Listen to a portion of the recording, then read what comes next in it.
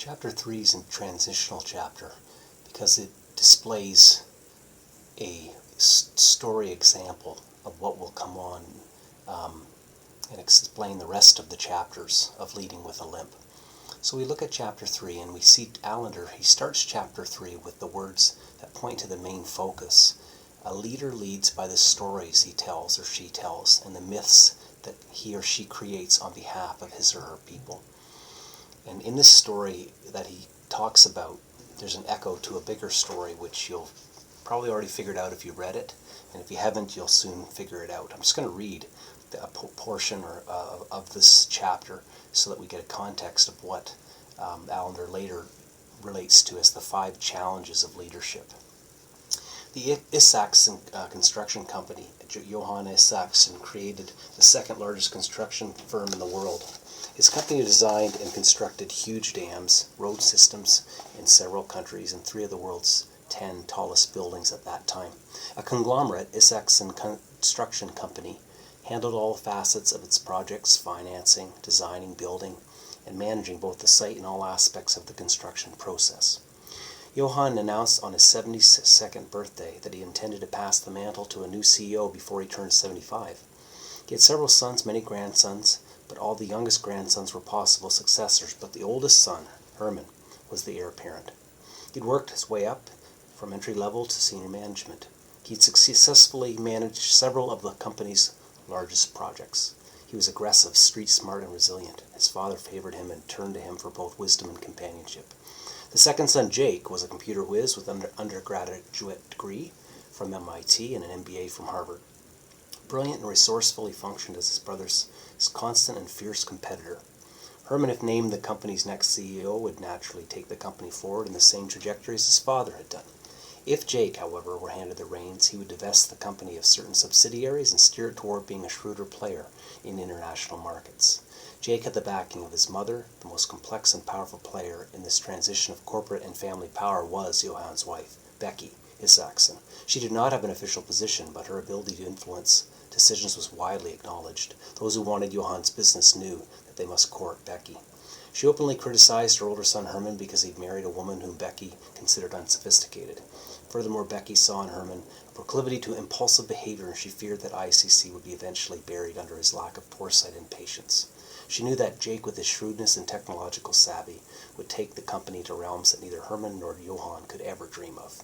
Jake could credit his mother for much of his success. Becky had steered him to technology and had helped him own his skill for making the best steel possible. She trained him at an early age to bargain with store clerks, and he perfected the art of getting a better deal even on the items marked with a fixed price. As he grew older, he learned how to arrange discounted financing that no one else could obtain. In many ways, it's Becky's machinations that are the pivot point in this case study. At 73, Johann had a stroke and the company splintered as the 2 factions scrambled to claim and control territory. Most of the analysts who've drawn conclusions based on studies of ICC follow the interplay of the sons and the failure to set up a succession plan. But again, Becky was the real player in the eventual dismantling of the corporation after health issues forced Johann to step down. Brief but interesting story that you may hear echoes already of another story. Actually, the story from Genesis 25 and on, where you see the story of the person who's the main point of the book, and also one of the people who point us to how to be a leader, which was Jacob. Becky being veiled as Rebecca, Herman veiled as Esau, and Isaac being the father of the company. Details added in for creative license. You notice that there's betrayal and narcissism in the company story. You can see how it basically moves within with 2 players of each parts of the family fighting with each other. Same thing, Jacob and his mother, Isaac and Esau, and you see how that plays out in Genesis 25 and on. You see how each person as they go along, and especially if you're focusing on Jacob, as there's more information about him, that little by little his way of looking and working in the world, and as we frame it in leadership, and as Allender talks about his leadership, you see that he is akin to betrayal. He's a person who falls into narcissism, looking into himself, wanting his own way, letting things happen that really with an ethical standard and with basis of the faith of Yahweh that he had at least been known of from Abraham to Isaac to that family, you see that he's stepping away from that. Narcissism is not merely an orientation to life that's self-centered. It's way more debilitating. It empties a person's inner core as you become manipulative and suspicious. Allender points that out. And there's a wound that tends to go with it, and you tend to hide that wound. This type of leader regards even minor criticisms as disloyalty. Years earlier, Becky had left her powerful family and fallen in love with Johann, according to this apocryphal story. But he'd betrayed her, leaving behind a deep emptiness that Becky addressed by allying herself with Jake, the younger son who'd failed to earn Johann's favor. The unresolved marital issues led to division within the family and the fracturing of the corporation. Betrayal, narcissism, also crisis and cowardice had been brewing for a long time. We see the crisis as has been displayed in the cowardice with how it's been responded to, the vicious cycle that occurs, the growing emptiness in the leadership that you see throughout the story. And also you see complexity and rigidity as a challenge to leadership. The deception is elegant and even simple and very, very cunning. And yet, as he's learning to navigate the world in that way, he's going further and further away from the type of leadership that we can see that God eventually wants to bring him to, as he teaches him how to limp as a leader.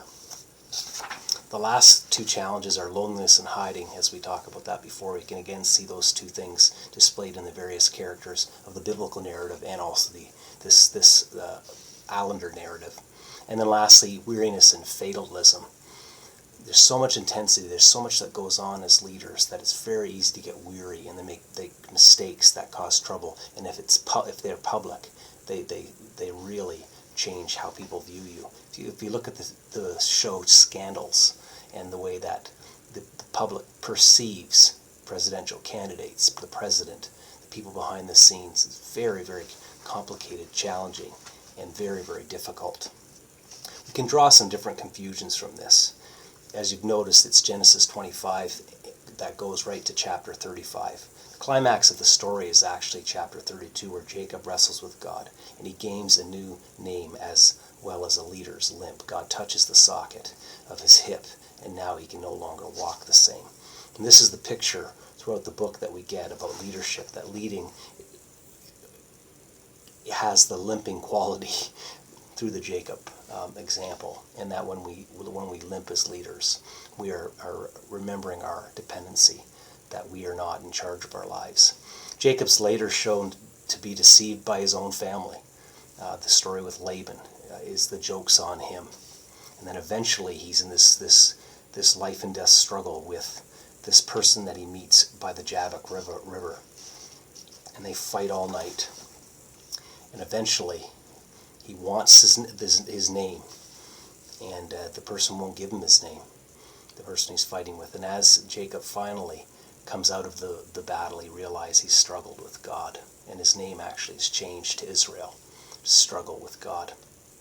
The process of becoming a person, Allender says, who can lead others with a limp is not what we would have predicted. He brings this out of the Jacob story, and then he unfolds it in the chapters that follow. Do we really have to be that desperate and that deeply exposed to be freed from our narcissism, our fear, our dogmatism, and our tendency to hide? The story of Jacob exalts not the struggle, but the goodness of God as he blesses a conniving, undeserving man.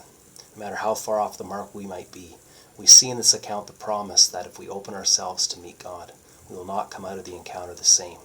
We will walk a new path with an unpredictable gait. I ask that you ponder a little bit this story, if you have the book you're reading along with us, or that you just think about the biblical story and reflect upon it. And then as we are ready the next time, we will look at chapter 4, a chapter that talks about failing that matters. And we'll continue with our journey through this book, Leading with a Limp. Thanks for following along with us.